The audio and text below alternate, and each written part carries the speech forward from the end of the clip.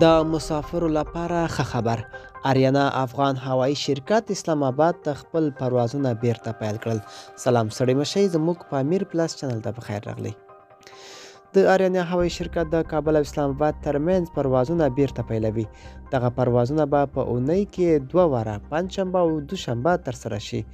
له کابل څخه اسلام آباد ته د ټیکټونو بیه $400 او برعکس کابل ته $100 وي. آریانا افغان هوایي شرکت مخکې له خپل پروازونه له کابل څخه دوبۍ او برعکس شروع کړي دي.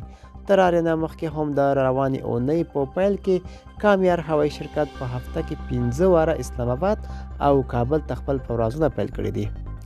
د دغه دواړو ښارونو ترمنځ د پروازونو د پیل کېدو په هکله د آریانا هوایي شرکت اعلامیه په داسې حال کې خپره شوې چې د طالبانو د ادارې د خارجه چارو وزارت سرپرست امیر خان متقي له پاکستان څخه چارواکو ته سره خبرو اترو لپاره اسلام آباد ته سفر کړی دی.